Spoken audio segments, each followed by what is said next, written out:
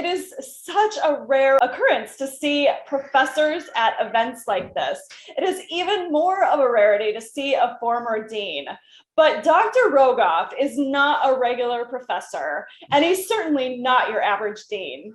He was the president of the Hemophilia Association of New York for more than 20 years. He continues to serve on its board and the boards of the Hemophilia Services Consortium and Live On NY, the New York Organ Donor Network. Say that 3 times fast. As if he wasn't busy enough, he serves on the boards of the Global Center for Social Entrepreneurship and the New York Family Enterprise. Again, we're going to be moderated by our very own Samuel Boswell, the founder of 100 Year Corporations and SVC. Enjoy this luminary session. On to you, Samuel and Dr. Rogoff.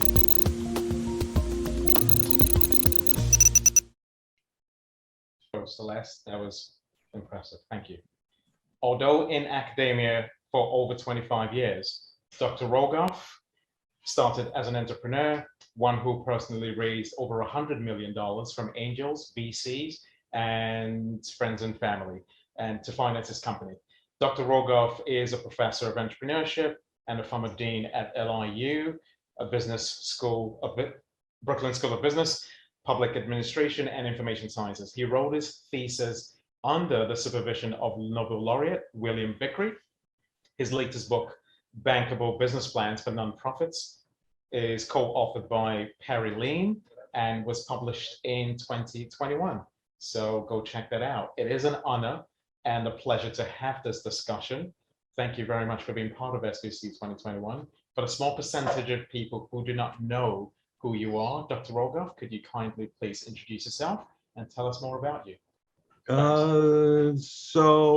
Telling you more about me. So my main claim to fame is that I was your professor.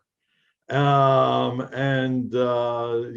nice to stay in touch with you, as I do with many of my current and former students. And it's a pleasure to be here, with you. I'm an eclectic person. I've done research, still do research on entrepreneurship, especially as it relates to particular groups, immigrant groups, women, older populations. I wrote a book on entrepreneurship for people over 50. And I've taught entrepreneurship, for more than 20 years. I still do. And I very much like working with entrepreneurs. They're fantastic. They have all this energy and yet they need help. They need to be anchored back to reality. They need to deal with the hard issues of raising money and figuring out how their business is going to make money. And, for example, just your previous speaker mentioned cash flow. It's like businesses, particularly small businesses, need to be anchored to their cash flow projections. And many people don't know what that is. So anyway, that's sort of my story. I just finished a new edition of Bankable Business Plans, which is for commercial entrepreneurs. And as you mentioned, I have a book that recently came out, Bankable Business Plan for Nonprofits. I'm very interested in nonprofits. As your kind introduction stated, I've been active with nonprofits. Nonprofits are a huge part of our economy and a gigantic part of what students are interested in, particularly when they're socially minded. So, in the years since that first book came out, the number one requested thing from me has been people say, is there a book like this for nonprofits? And I said, I'm working on it. Anyway, with the help of COVID, I finally finished it. Socially distancing and staying home a lot. I said, I got to finish this book. So anyway, that's my story. You took the words right out of my mouth. My second question was going to be full disclosure. Dr. Rogoff was my grad school professor, but you got to it before I could get to it. The reason I bring this up is because as far back as 16 years ago, everyone had something nice to say about you. You're one of the most humble individuals out there. Your humility is something to be for people to learn from, watch, and admire, because everyone had something nice to say about you. Other professors did, other students did, even students who were not in your class had great things to say about you. So thank you for that. Over 3 decades ago, you wrote your dissertation on how New York City regulates taxes. That's a very specific and unusual subject. Was that something that was pertinent back then, 30 years ago? And what drew you to that topic? Yeah, so yes, it's a good question, and then the answer is not obvious. So I was doing my doctoral work at Columbia University. It was a joint program between the economics department and the School of Business. And my area of specialty was economics of regulated industries. And so, a huge number of businesses are dictated by regulations, and the opportunities for entrepreneurs are created by regulation. And sometimes, of course, the lack of opportunities is also created. But regulation is a gigantic issue. People think, the US is a free market economy. Well, to a certain extent it is, but it's also gigantic government impact on business. So anyway, I was interested in government regulation of business and the impacts on that. And one of my professors said to me, I don't think anyone's ever done a study of the New York City taxi cab industry. And I'm a lifelong New Yorker. I was, obviously familiar with taxi cabs and a little bit of the crazy system that existed. So I took a look at it, and it had this long, rich history of regulation, much of which is completely, in hindsight, you look at it, you go, this is nuts. So you would say, why is somebody, why would a government regulate an industry like this? And so anyway, so it turned out to be a test case of what I was studying, which was regulation of an industry, and it turned out to be a good study, in the process of which I learned everything about the taxi cab industry, all its history, and it's like, and even today, it's still making headlines in large part because of regulatory issues. In fact, yesterday, I'll just say this is, not a humble thing to say. I got an email from a former reporter at the New York Times who said to me, I was just looking at something that I wrote in 1998 about the taxi cab industry. And in it, you predicted that companies like Uber and Lyft and, the ability to hail a cab by using an app would emerge. And, he said, you were sort of prescient about that. And of course, I was, and I would also say, he said, what's your prediction for today? I said, my prediction for today is that 20 years from now, no one will know what a yellow taxi cab is or what a medallion is, because they'll be completely gone. And so basically in 100 years, we've seen the birth of an industry which came about in the 1920s, and we're going to see the death of this industry today, in large part because of regulation, which, governments passed thinking they could see the future, and guess what? They couldn't see the future. And the law to create medallion taxi cabs, and medallions went up to over $1 million in valuation at one point. Even today, they're still about $100,000, although I don't know why anybody would pay $10 for one, is that this was an unintended effect. Creating them was an unintended effect of a law passed in 1937.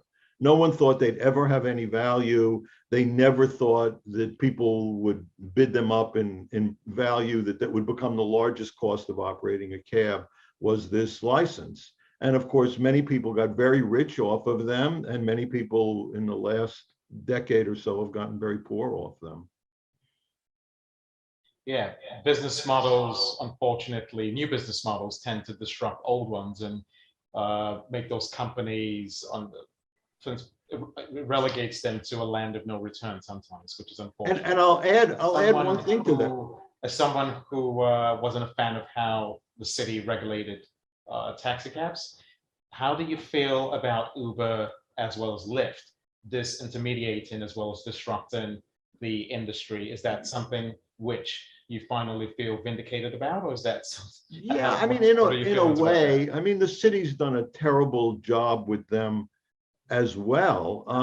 I mean, in part initially because it just ignored them.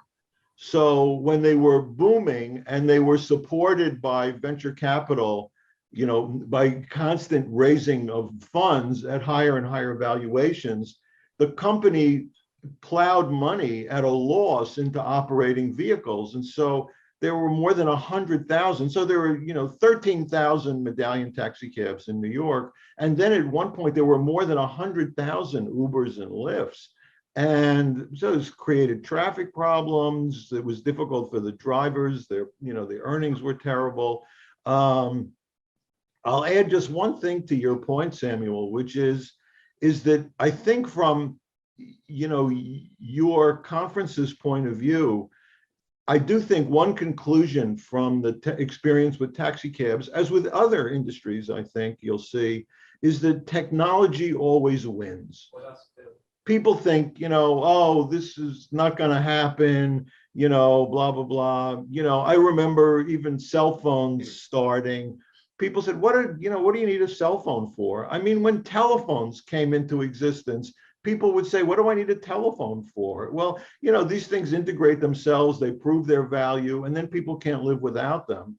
And the technology always wins. And that's what's happened with Uber and Lyft, is that the technology is secure. Who the winner and losers are, I'm not exactly certain of that, because I do think unless New York City puts a limit on these or charges for street space, you're going to see more competitors in this space. People will be able to start their own systems with a website and allow others to provide the cars. And so I think, there's more of this to come. This is hardly fully resolved. Business plans for nonprofits. When I heard about that, I said, "Wow, that's a great title." So, who is the core audience for this particular book? And has your phone been ringing off the hook since you wrote this book? Yeah. So, my approach to this is a couple of things. One is, I think many entrepreneurs are great at what they do, and unfortunately, the people who get attracted to nonprofit organization missions, right? So they want to be in the nonprofit space. They don't think of themselves as entrepreneurs, but they are. And they should apply the tools that successful entrepreneurs in the commercial space use to their nonprofit. So this is developing a mission, doing planning, looking at financing, creating earned income initiatives, right? So a ballet company can start a dance school. That's not really exactly their mission. They do it to create income, to support their dancers who can teach in it, to do something good for the community, but also to make money to support the dance company. And many nonprofits, I'm going to go beyond that. I'm going to say almost all nonprofits fail to consider something like earned income initiatives. They don't think about their market. They don't think about defining it. They don't think about how to reach them. They don't think about partnering with other organizations. They don't think about creating a sister organization that's a commercial venture. I have a former student who's created a brilliant business of having toys and tools for children with disabilities to help them cope with their issues and to learn and blah, blah, blah. It's fantastic business, brilliant, brilliant products. And over the years that she's done this, she's seen that it makes sense for her to have a nonprofit side and a profit-making side. So on the nonprofit side, she gets donations and philanthropic support to run programs and create products and give products to kids and families. Beautiful, beautiful thing. And on the profit making side, she does programs where she creates programs that she sells to employers on how to manage people with disabilities in the workplace. And it's brilliant, and the two work together. Well, she's entrepreneurial. She's worked in business and government, nonprofit. She saw all that. And so that's where she's evolved. So anyway, that's my goal, is I wanted to take these tools that entrepreneurs use and say, you know what, you should be doing this too on the nonprofit side. Yes, you can raise money, you can look for philanthropy, and I'm going to talk about that in creating a plan. But I also want you to get serious about thinking, how can I generate income other ways? How should I run my business how can I run my organization like a professional? Book. Given what has happened in the country and around the world in the last 18 months, we have several nonprofits that are springing up and people wanting to shift gears and go into something a little bit more giving and giving back. So it is a great book indeed. Yeah, The thank you. entrepreneurship program, which is started at Zicklin School of Business about several years ago, was one of the top rated in the country. Right. How easy was it to leave Zicklin School of Business for LRU after 20 years? Yeah. So this is a big issue, Samuel. So higher education is at the cusp of drastic change, and drastic change is needed because enrollments are down. Prospective students understand that it's not offering the value that maybe it once did. Existing students say, this is taking a lot of time and money, and I'm borrowing money. A lot of jobs I could get, I don't need this degree. Employers don't believe the degrees are as valuable as maybe they did 50 years ago or more than 50 years ago. This is really sort of a long-term trend. I recently saw that the State University of New York, which is, I think, the second or third largest public system in the United States, in the last 10 years, their enrollments have declined 20%. So there's a disconnect between what's going on. So what's the connection to what I did? So first of all, in creating an entrepreneurship program, at the time that it started at the Zicklin School of Business of Baruch, it had really good support from the administration, but we also had a donor. So we had this donor, Lawrence Enfield. He was a graduate. He gave money. He was a big supporter. He helped us with the administration. And so we were able to build this program, and it had a center that provided services to the community and to students outside of the regular curriculum, absolutely essential. And then we had a curriculum that was very popular with those students, because these are students who are entrepreneurial by DNA, literally by DNA. Many of them come from family businesses. Many of them have plans to start their own business or to grow their family's business. So, it was really a fantastic experience for the 15 years that I was on and off the academic director of that program and the department chair for it. It was a fantastic experience. But I think, generally speaking, you're seeing higher ed being in a tough spot, and we'll see how this changed. Schools like LIU are, very challenged financially. The administration wants to know, well, what do I get for this? If I do this, what do I get for this? And what do I get this week for it? Well, this is a longer term game, and we'll see what happens. But I think more and more schools need to do programs that are outside the traditional curriculum, and enrich students' lives that way, teach them skills that way, prepare them to be successful on day one when they get a job in the workplace. And many, many schools, the vast majority of schools and programs and courses are not oriented that way. And so, and unfortunately for a lot of students, they get disappointed. So they don't stay or they don't go, or they go home and they tell their younger brother, you don't need to go to college, just get a job, become a coder, you'll make twice as much that I make and you won't have to have a big loan.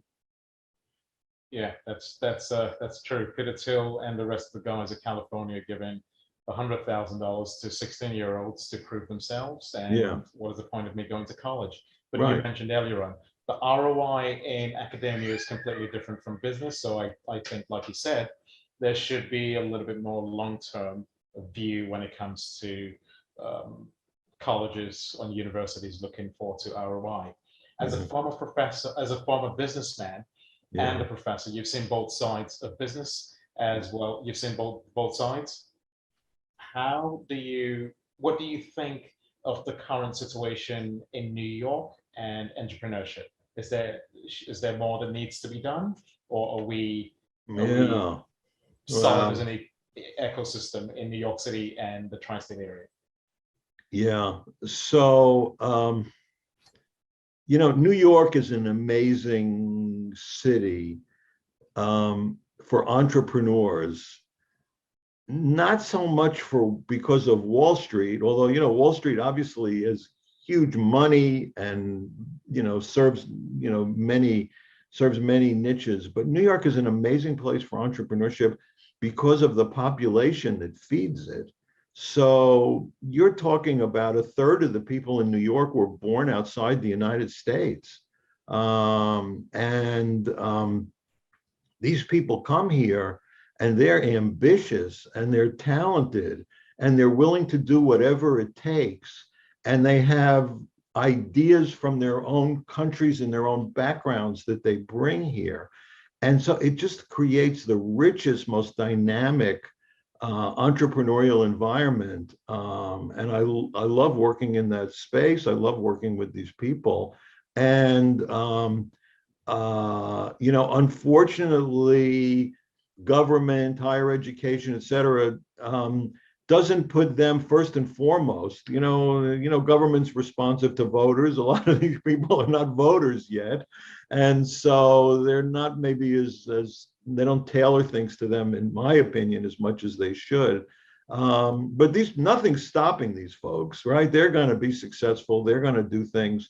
And they do it in all industries. It's not just that, they open up restaurants that sell Thai food or that sell Bangladeshi food. They certainly do that, but they also start website businesses and they start financial companies and they send their kids to business school and, they're off and running. So I think the environment is fine. COVID's had a terrible impact on existing businesses and especially retailers. And that's going to take a long time. I don't see government programs that are really addressing their needs of how to build back. The Biden administration talks about building back better. It's a great goal, but there's really very specific things you need to do for these small business owners who have been hurt by COVID and their employees. And I don't see these programs really shaping up, except in very small extents, here and there. But as I said, nothing's going to stop these people, right? So yeah, this will be a setback. Many of them will close, many of them have closed, but they'll restart. They'll start something else. They'll come up with a revised idea, and they'll be off and going again. And that's the nature of this city, and it's been the nature of this city, for 200 years. And people all around the world want to live here. And that's what makes New York a great city. I couldn't agree more. Resiliency is the human spirit which pushes us to the next level and the trajectory of where we'd like to be in life. So New Yorkers are steadfast at achieving their goals, and I believe will continue to do the same for years to come. As a professor of entrepreneurship, if you were in your 20s, what kind of business would you go into, given what you know? Yeah, this is such an interesting question to me. So, I think there are two industries that interest me a great deal. One of them is financial services because of this issue of the application of technology to financial services. And you see it, I mean, recently with Robinhood, which is a whole other story, which I won't get into, but I mean, you see how successful they've been being innovative, or marginally innovative, but very aggressive and smart about how they've built their business. But you see it in all, other companies, Stripe, and even cryptocurrencies. The original Bitcoin group, actually got started in the field center at Baruch College. And I think what's going to come to pass with all of these things, I don't know. But along the way, it's a hell of a ride, and it's like certainly a way to make tremendous money if you're smart about it, and also cautious, which is know when enough is enough and to get out, because a lot of these, companies go, zip up and down. So I think that's one industry that's always interested me. And I would get serious about it if I were a lot younger. And the other one is, and this goes to your previous speaker, real estate is an amazing industry. It's an amazing investment opportunity. I've done a few real estate things over the years. It requires patience. It requires a long-term view. But I think if you do that and you're cautious and careful, it's a great way to make money. It's an enjoyable business. So I think I would look at niches in real estate. Mr. Field, who was our funder at Baruch, who sadly passed away about 2 years ago, but he made his fortune in real estate around Los Angeles, and he started off with residential, and he decided this is not worth the bother, and he became focused on commercial real estate, and did tremendously well, and he took a long-term view. That was the key. So yeah, those are the two things I would do. Maybe it's not too late. You got me thinking about that, Samuel. Sounds great. I see no reason why you can't go into DeFi or some technology company. You look exactly as I remembered you from years ago. So I'm sure nothing will stop you if you wanted to go into that. Yeah. And you did mention something about Baruch and innovation. This is something a lot of people may not know, back in 2000 and after 9/11, Baruch was the place where Wall Street came to handle a lot of their trading activity after what happened in downtown Wall Street. So one of the few last questions that I have is, what is the next chapter for you? Perhaps another book, perhaps a technology company. What is next? It's a good, thank you. I want to build some programs for nonprofits. I want to take this book and I want to build some programs. So I'm having some discussions with some nonprofit umbrella type organizations about using their connections and their network to build programs for their members that take these entrepreneurial tools and give them to nonprofit managers, founders, builders. So that's one thing. And the other thing is, I've been very involved with healthcare organizations on the nonprofit side for many years. And I'd like to do some things, writing some things about the healthcare industry, because it's so dysfunctional. There's brilliant technology, there's wonderful people, there's caring people. But the reality is it doesn't work. And it's just unbelievably expensive, in large part because of government regulation, I should say. Not easily fixed, right? You've got, huge political interests at play, but I don't read much that really talks about what the fundamental things that are wrong with it are.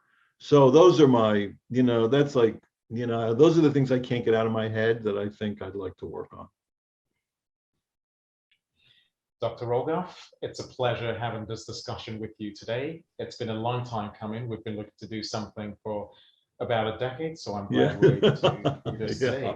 Thank you very much for your time. All right, Samuel, best to you and your team. Thank you so much. All right. So what was your favorite part of this session with Dr. Rogoff? I want to hear you talk to me in the chat. I'd love to, share it out. I saw somebody agreed with something or said they hoped that it wasn't true, but I didn't quite catch exactly what that comment was about. But thank you so much for tuning in. And remember to share the love and any questions that you have with the hashtag 2021.